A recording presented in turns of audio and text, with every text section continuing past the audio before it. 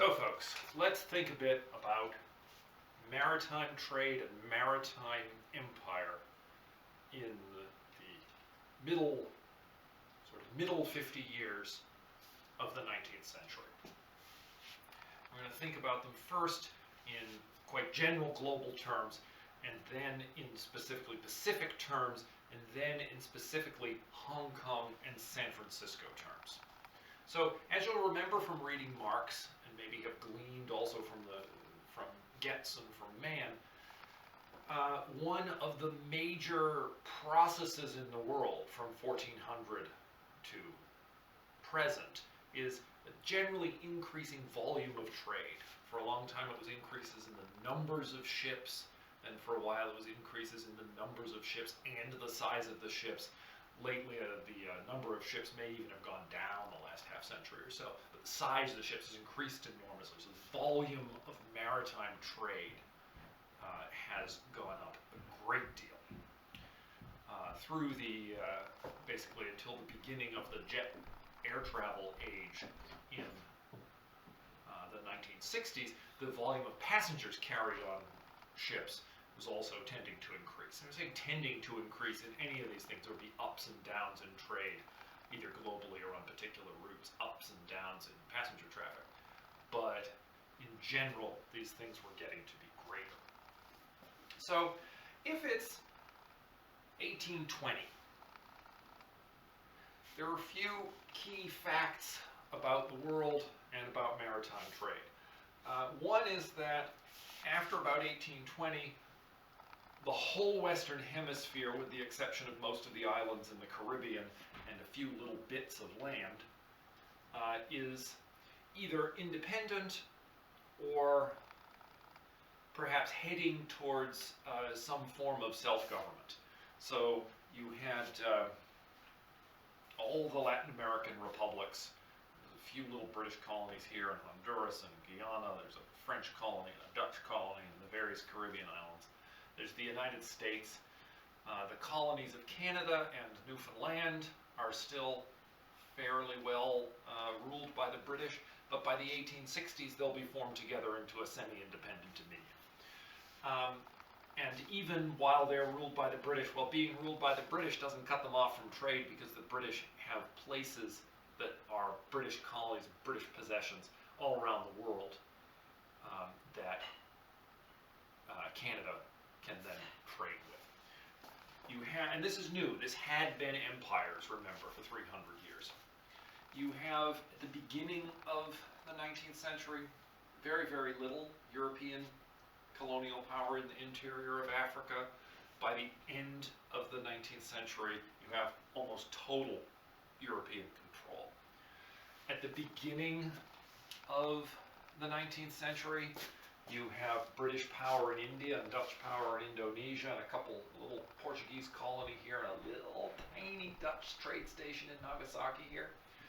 By the end of the 1900s, there's a British colony in Hong Kong, obviously, and tremendous foreign influence in China, even though China's, practically speaking, still more or less independent in 1900.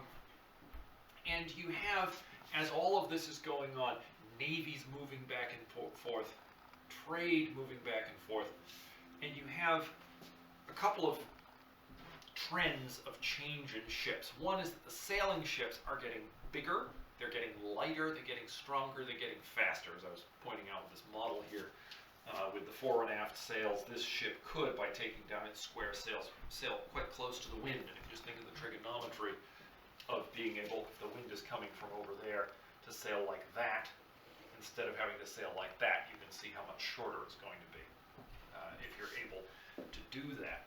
And a ship like this could, for example, go from New York to San Francisco in something more than 89 days. 89 days is the record. It could very easily, for a bulky cargo ship like that, take them 120, 130, something like that. But ships like that could go pretty much from anywhere in the world to any place else in the world. They could be out for months at a time. Food and water was their limiting factor, obviously not fuel. Those are improving all through the 19th century. The rope's improving, the pulleys are improving, everything's getting better. The other thing that's happening is that steam is becoming applied to navigation. Now, for most of the 19th century, it's still going to be cheaper to move goods by sailing ship. So they're still being built all through the 1800s.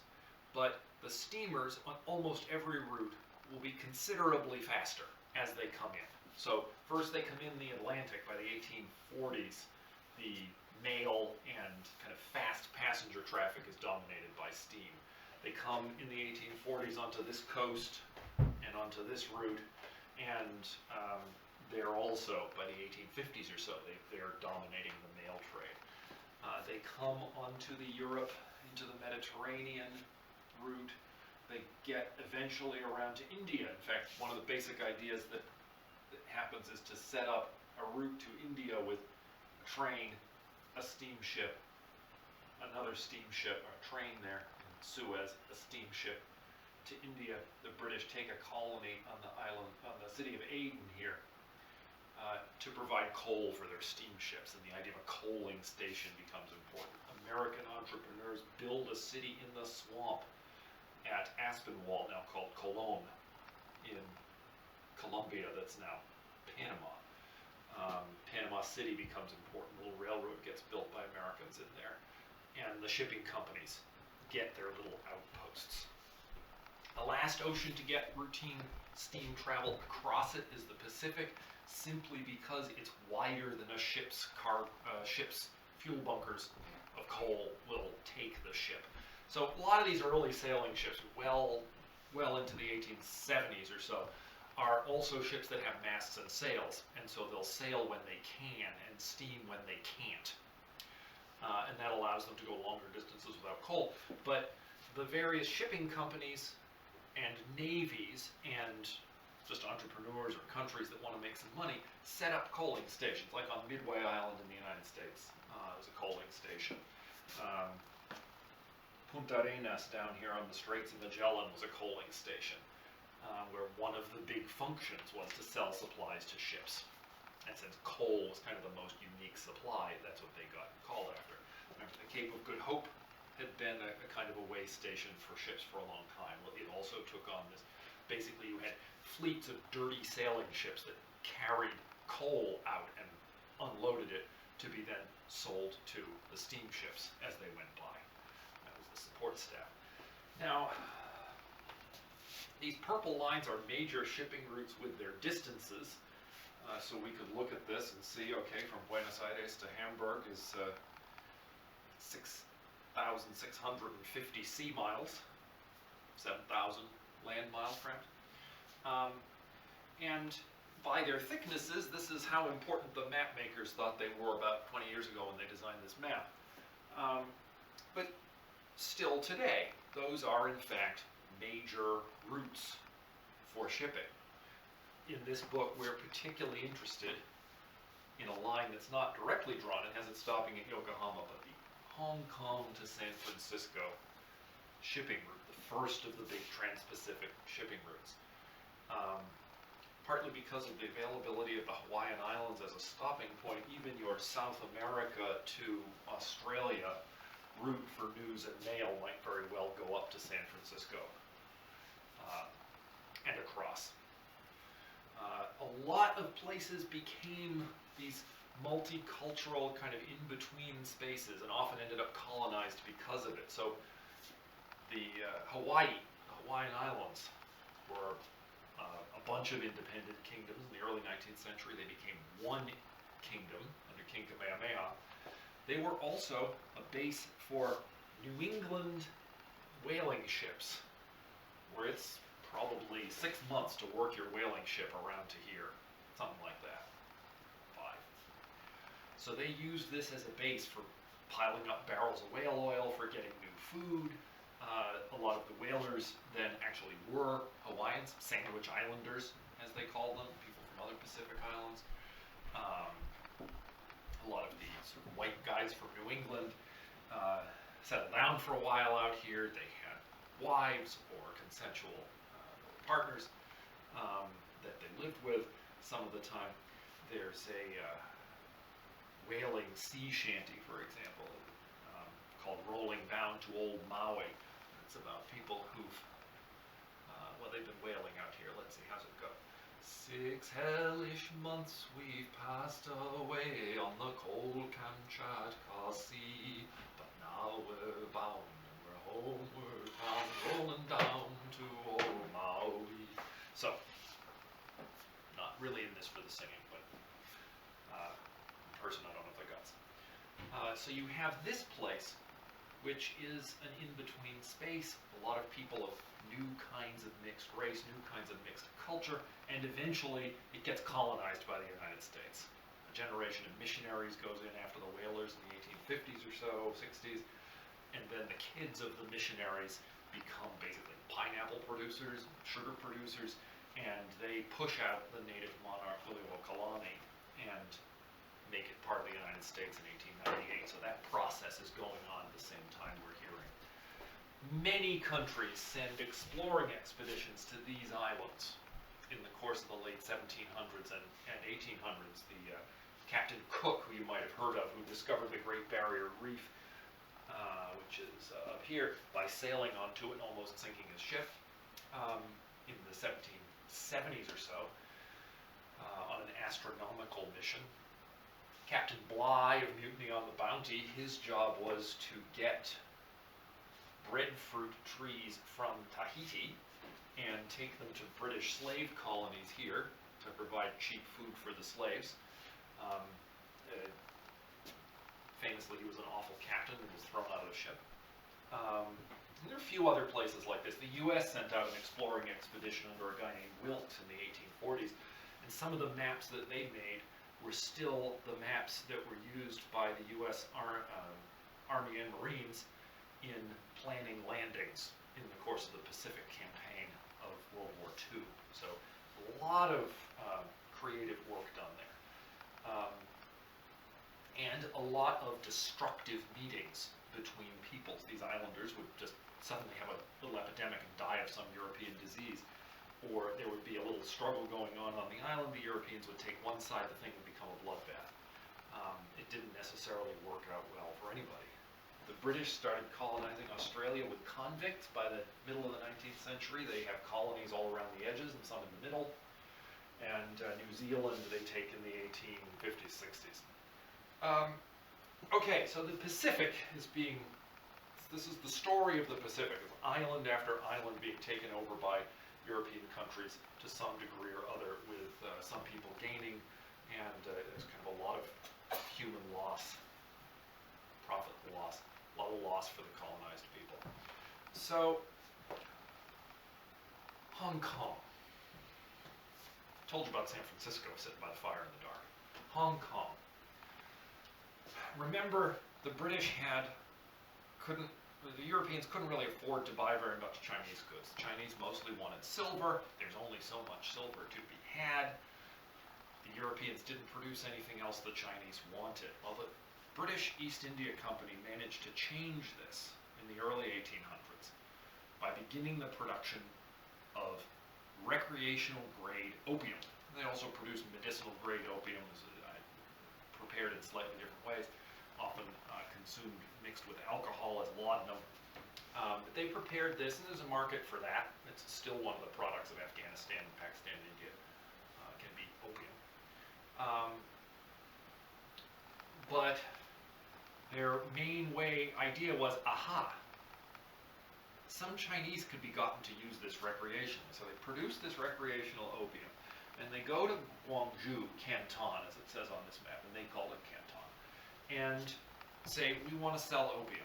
The Chinese government says opium is a drug of abuse, it's illegal, no, go away. And the British say, we have better cannons than you do. And there's a war in the 1830s where not only do the British have better cannons, but they've brought a little steamship around from India that has some guns itself, but one of the main things it does is to tow the large British sailing battleships up the river from Canton all the way past the junction of the Grand Canal, all the way up to kind of internal points where they're really menacing China. And the Chinese government has to cede them some islands in the mouth of the Pearl River here. The Portuguese already have a colony in Macau, about 50 miles away. The British are going to have a colony at Hong Kong. There's a subsequent war, the Second Opium War in the 1860s. The British get more land around Hong Kong. They do landfill, expand the area of land. And so this island was initially a place for Englishmen and Scots, and I suppose the odd Welshman or Irishman, to organize selling a drug of abuse produced in India to China in order to pay for tea and perhaps porcelain and silk to be used in England and Scotland and Ireland and possibly sold in other countries. So it's a whole international kind of predatory, but it's also this trade arrangement that they're working out. So Hong Kong looks this way. One of the things that Sinn is going to tell you about very early in her book is how Hong Kong also starts to look that way. Some of the outcomes of the story that Sinn is going to tell us. If you go to Chinatown in San Francisco, at least if you went 20 years ago, Chinatown in New York or Boston, you run into a lot of people speaking Cantonese, the particular Chinese language of Guangdong province here around the city that Westerners used to call Canton, and now we call it, more correctly pronounced, Guangzhou. Because that was where Chinese Americans came from first. They don't all now, but that was a big 19th century source. You'll read about the trade and travel through Hong Kong, so I'm not going to make a big deal about that here. I'm going to tell you a little bit about something Sinn barely mentions. She mentions it, but it's not her main topic, the coolie trade. So, this was a highly populous and rather poor province here, Guangdong province. And there were people further in the interior also who would come down into this. And they would either be desperate for money, so they would hire themselves out as laborers to go anywhere so that their family could get a little money. Or they would be gotten drunk, knocked on the head, forced to sign up to go whether they wanted to or not. And Hong Kong didn't allow that. British pretty well prevented it. So they came out of Macau or out of Guangzhou itself, and they were essentially contract laborers, indentured servants, almost slaves, and they were sold for terms of years. They were sold in Cuba after Cuba abolished slavery in the 1870s. They were sold to work on the Chincha Islands here, digging guano here in southern Peru, to work on railroads in Peru. I've actually handled some contracts of railroad workers from China from the 1880s in the Chilean archives. How they got in the Chilean archives is sort of beside the point, but that's where they are. They got a week off at Chinese New Year, for example. There's a list of all these things, and the contracts are written in Spanish and signed in Chinese. And there were agents, sort of prosperous Chinese agents, who would gather up these poor workers and kind of manage them and rent them out. This was called the coolie trade by English speakers, and it was tremendously resented on the west coast of the United States, in Peru and Cuba, by essentially local people who wanted to do those jobs. Local people who thought that the Chinese coolies were, because they weren't really free labor, were undercutting the prevailing local wage rates. And so when you have, you'll notice that the kind of the local racism of West Coast U.S. is anti-Chinese even more than it's anti-black, anti-Mexican as well to some extent. So that kind of starts there for a long time. In Brazil, you have a lot of Japanese labor as the 19th century wore on. So those are the basic things I wanted to point out. I have a few things to show. So here's a U.S. silver dollar, 1870s style. I think this is about an 1878, minted in Carson City, Nevada, because Nevada is where the silver was. This is one of the dollars that was roughly the same as the Mexican dollars, but the Chinese merchants in China itself preferred Mexican dollars. The U.S. minted trade dollars, and I don't have a trade dollar, but the trade dollar was a troy ounce of silver, if I'm not mistaken, much like this in a kind of investor's dollar that the U.S. Mint has made for 30 or 40 years. And if you just look, you can see it's a little bit bigger, it's a little bit thicker, and it's got more silver in it. So the trade dollar was something like this. One of the things that goes on in the 19th century, measurement gets much more precise. So the French Revolution in the 1790s had invented the metric system, and the metric system became the system in the world that had the most highly developed, most precise and accurate standards, to the point where towards the end of the 19th century the US simply adopted metric standards for defining the US customary system of units, because there were no very good US customary standards and they wanted to peg them to something. This is a scale from, I don't know the date exactly, but I'm guessing late last third of the 19th century, from the Fairbanks Scale Company. In my office that I forgot to bring home, I have a booklet of other things from the Fairbanks Scale Company. Weighing slips, receipts for use with like a great big scale that could weigh a whole cartload of grain, something like that, so that you get the ability to use standard equipment in standard forms and really tell people what you've got. And so all this shipping was becoming more predictable, perhaps more reliable. Business was becoming more reliable because of all this weighing and measuring. Two things and then we're done. The first thing is a major change in trade. All through the course of the 19th century, more and more ordinary everyday goods are being shipped. I'm going to focus on one in particular, grain. If it's 1820 and you're shipping grain from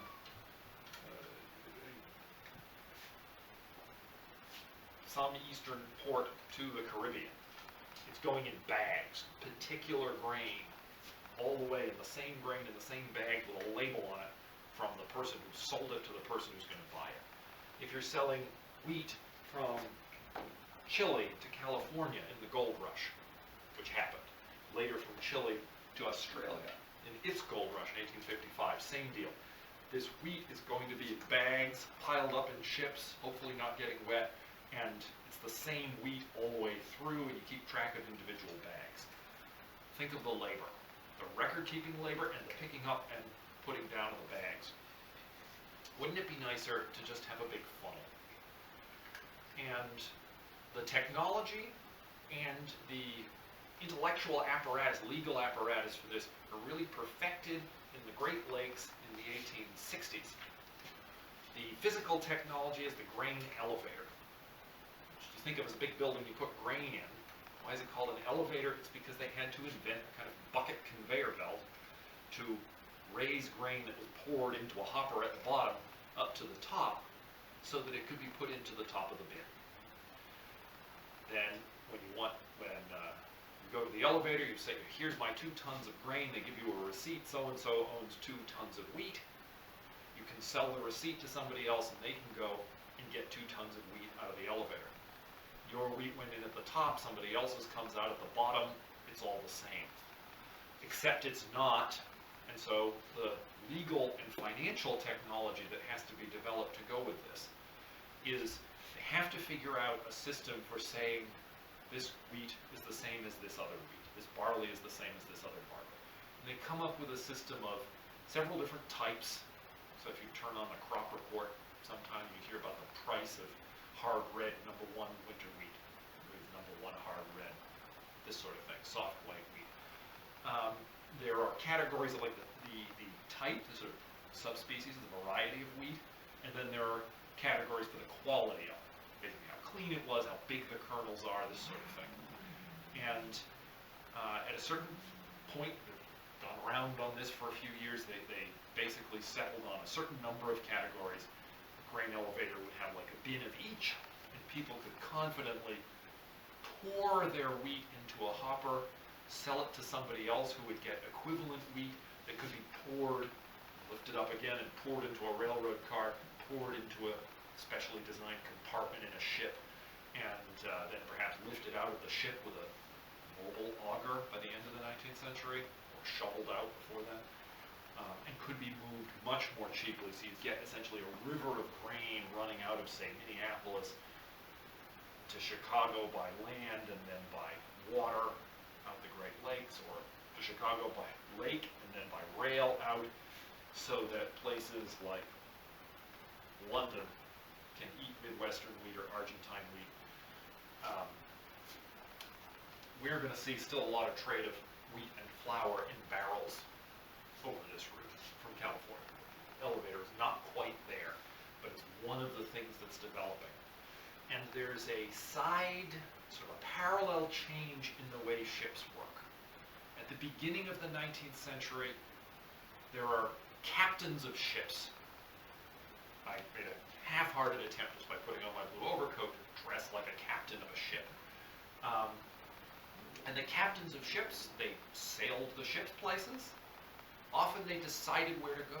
Sometimes they were part or whole owner of the ship. And their instructions would be something like, load with shoes and dried cranberries in Lynn, Massachusetts. Sail by way of Buenos Aires and Valparaiso to Hong Kong.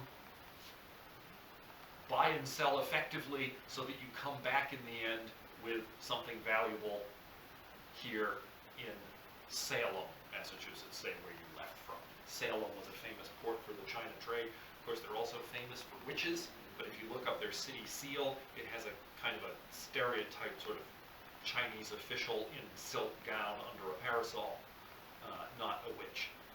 And it says in Latin something like, she brought back the wealth of the Indies. That was the China trade. You didn't know how long you'd be out. You didn't know quite when you'd be back. Once in archives, I spent a day reading a whole series of letters from one captain who'd gone to Hong Kong a couple of times. He kept going back and forth trying to get a cargo that he could sell in Massachusetts. Kept writing to his daughter, I'll be there next year, I'll be there in 6 months. Here's a chest of silk, make yourself a dress, sell off the rest to live on. And the last letter is, we've just buried the captain in the Protestant cemetery in Buenos Aires, so we never made it. I don't know if I quite cried, it was a pretty sad story. And that sort of thing happened. That you didn't quite know when you were going to be out. Now, by the end of the 19th century, most ships were owned by companies that owned several or many ships. Most of them either sailed on fixed routes or were basically hired by companies to take goods from point A to point B. And the captain, who was also a merchant and a trader, had become obsolete by 1900. That's one of the changes that's happening. And I think as you read Sinn's book, you'll also see that change happen. Okay, last thing. Casual racism in the United States. So you may have heard of the game Chinese checkers. You may even have played it. Usually now it's just called that, and the board is kind of plain. But back in the middle of the 20th century, you might find a Chinese checkers board like this one that has sort of very stereotyped images of Chinese people who've, stopped pulling their rickshaws and stopped weeding the rice and so on, so that they can play this game. Now, this is totally made up, kind of ridiculous. Apparently, the game actually comes from Germany. But I bring it out as an illustration of, is this exactly anti-Chinese? Probably not.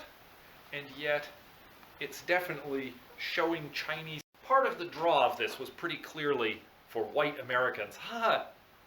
Stereotyped Chinese people, aren't they funny? Fortunately, we've mostly given up doing that. I think that's good. I keep thinking to actually make a cover for this, because I kind of like to play the game sometimes, but I don't like looking at the pictures much. I have seen the original boards. They were called Huck Ching, so they actually made up a fake Chinese name for them. Again, near as I can tell, there's nothing intended to be denigrating Chinese people. I've read a bunch of, I got to read, for example, blog posts. I'm Chinese American, should I be offended by Chinese checkers? And some sort of consideration, well, is there anything supposed to be insulting about the name? Is anybody thinking stereotypic characteristics of Chinese people when making the Chinese checkers game? It's hard to know. And yet, the history of the game is such that it kind of reveals this China as an exotic and probably kind of inferior place that was a typical attitude of Anglo-Americans, basically white Americans, in the late 19th century, well into the 20th, certainly up to the time of World War II, perhaps a little bit after.